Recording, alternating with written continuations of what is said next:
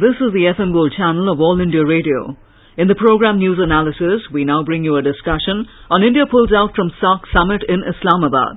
The participants are Dr. Shirkant Sharma, former Secretary General, SAARC, and Rajiv Sharma, Consulting Editor, First Post.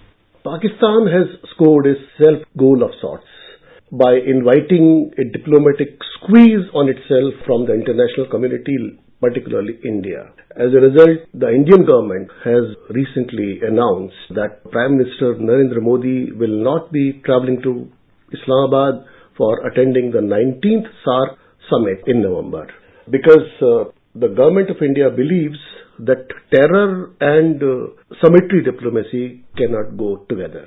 It's quite a logical decision. The government of India is well within its rights to do so, but the government of India's diplomatic move has been further supplemented and strengthened by a similar stance taken by three more SAARC member countries, namely Bangladesh, Afghanistan and Bhutan.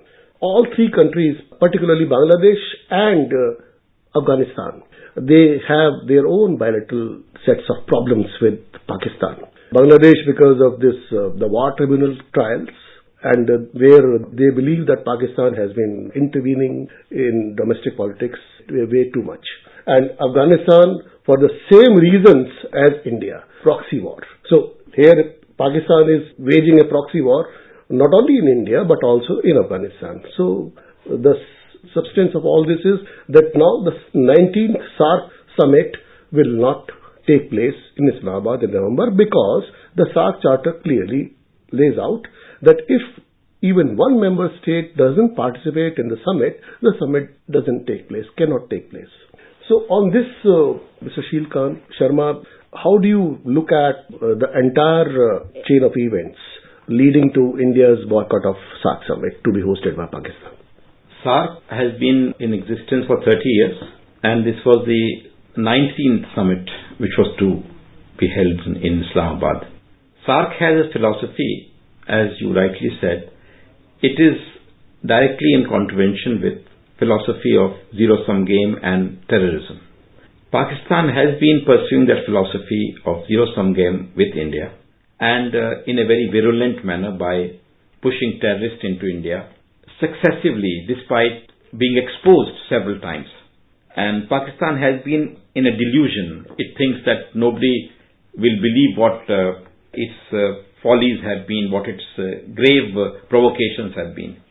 But this time water has gone overhead, and it serves them right to shatter their illusion that they can host a summit in spite of at the same time doing flagrant violation of the expectations of the SAARC neighbors. So that's the reason why India's non-participation, as well as that of other SAARC countries like Bangladesh, Bhutan and Afghanistan, has come to them and should come to them as a shock. But they are so obtuse that even this they might let fall off their back like the water out of duck's back, because they are in the sway of people like Hafiz Saeed and Salahuddin and Masood Azhar, who have a different agenda altogether. And the civil section of Pakistani polity is marginalized, it's been pushed to the corner. The biggest expression of that was when the Home Ministers meeting took place in Pakistan 2 months back. Pakistan, in very stark departure from its traditional practice of good hospitality and being a good host, for which it is known, it behaved inimically to the spirit of SAARC. And the Home Ministers were upset, but they just in good grace went through the motions and came away. Now this good grace with which SAARC countries have been dealing with Pakistan, despite its grave violations, today has come to a point where they find that going to a summit would only further encourage the wrong kind of people within Pakistan, and Pakistan would never be penitent. So this is another way to give them a signal to look within themselves and to introspect that why is it so that of the 150-160 crore people in South Asia, a majority of them are not willing to come to Pakistan Those who have not come out, Sri Lanka and Maldives and Nepal, they don't even add up to 80-90 million. It is Bangladesh and India and Afghanistan which have said no. So Pakistan today is isolated, and as you said, it is Pakistan's own making. So it serves them right. With what face will it go to the external world outside SAARC? SAARC has important observers. SAARC has USA, EU, Australia, China, Mauritius, Iran, Myanmar. These are observers of SAARC. And what would the observers say? That the host doesn't even have enough clout to organize a summit. And time might come that if they still persist with this, because this is their want, they like to bully the neighbors and frighten them. Like they have tried to bully Afghanistan and frighten them. They've tried to belabor Bangladesh. And their assembly has passed what the episodes you're describing. Their assembly goes to the extent of passing a resolution against what was Bangladesh's internal matter. So all that is now coming home to roost, and this is India has simply, what India has done, what Modi government has done, is stopped protecting Pakistan. There was a certain protective embrace from India to Pakistan for good, in the hope sometime they will come to senses. Actually, I would see it as a graded response of India towards Pakistan's various sins of omission and commission over the past several months. Beginning with the Pathankot terror attack in January this year. Despite that terror attack, India showed large-heartedness and broad-mindedness, and so much so that India invited a Pakistani joint investigation team to jointly probe the Pathankot terror attack, and that team also had components of ISI. Despite that, Pakistan did not get the message.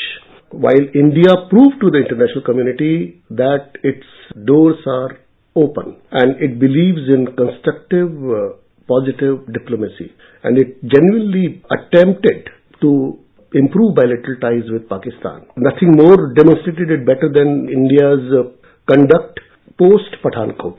But Uri attack, that was, I think, the last straw on the camel's back, as it were. And so much so that all kinds of idiotic noises were emanating from Pakistan.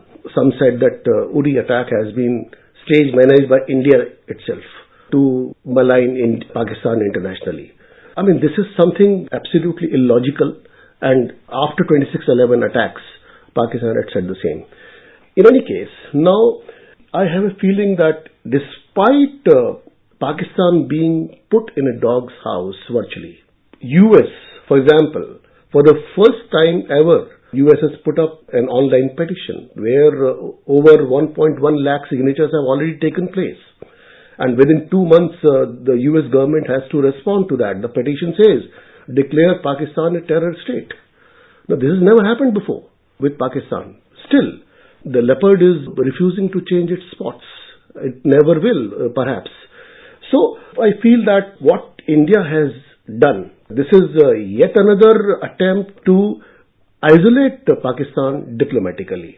And as that Prime Minister Modi has laid stress on 3 C's, connectivity, cooperation and communication.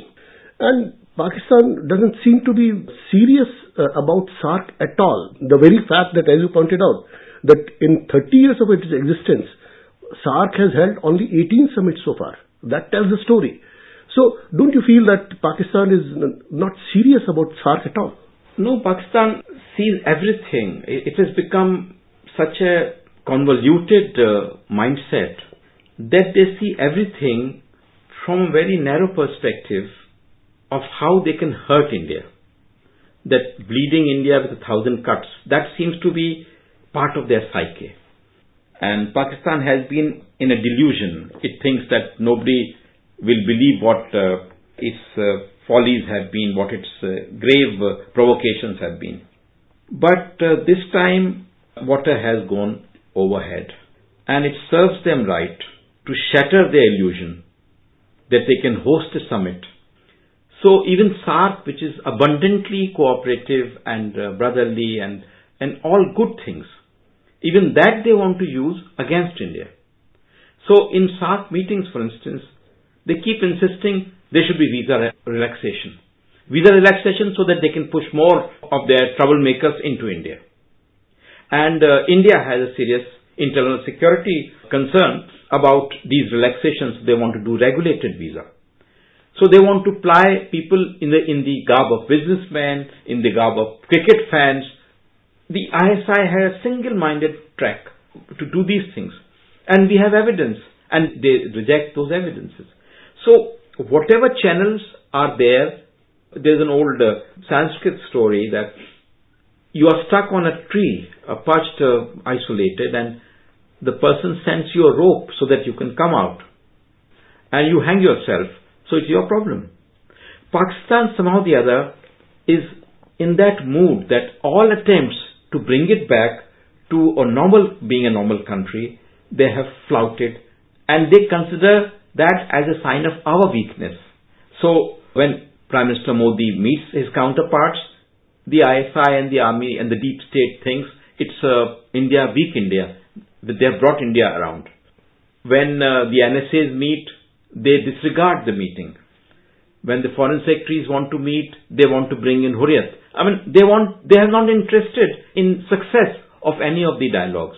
And then they go to the international community and say we are willing to talk, but India has put conditions. India has not put any conditions. And as you said about the terrorism, what is the main reason why this summit is not taking place? Foreign Minister Sushma Swaraj, in her speech in General Assembly, said in great grace how India has tried to do diplomacy with Pakistan, talks with Pakistan, made every gesture, but in result, Pakistan, as a response, they've only given us Uri and Pathankot. And she then pointed out, in the city of New York, where the UN is located, there was an attack 15 years back, the roots of which were also traced back to Abbottabad in Pakistan. And the latest attack in New York, which took place a few weeks back, again, connections are traced back to Pakistan. So, Pakistan remains unrepentant. And somehow or the other, the people there think that this is the way. Their only arrogance is further strengthened by their nuclear weapons. So they keep flaunting nuclear weapons. At a time where no one flaunts nuclear weapon, everyone says that these weapons are for deterrence, and US President himself in his GA statement talks about how he's against nuclear war. But this is one country which openly flaunts its nuclear weapons and threatens the world of nuclear war. I believe that India knows that Pakistan is not serious about SAARC process. And India has already taken huge steps, very many steps, in isolating Pakistan, at the same time improving connectivity within SAARC through such subtexts like BIBIN, Bangladesh, Bhutan, India, Nepal, and BIMSTEC, which is another forum. Now, as we know that Pakistan had set up roadblocks before SAARC motor vehicles agreement. They just didn't want it to be signed. India got it done through the BIBIN route. So I believe, now just to conclude this discussion, Government of India's move to boycott SAARC summit in Pakistan, and thereby the SAARC summit obviously cannot take place. This is yet another nail in the coffin for Pakistan's diplomatic failures all around, and also it indicates India's zero tolerance policy towards terrorism. Thank you very much. You were listening to a discussion on India pulls out from SAARC summit in Islamabad. The participants were Dr. Sheelkant Sharma, former Secretary General SAARC, and Rajiv Sharma, Consulting Editor, First Post. This program was produced and presented by the News Services Division of All India Radio.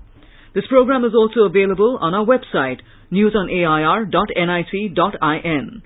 You may email your opinion about this program at airnsdtalks@gmail.com.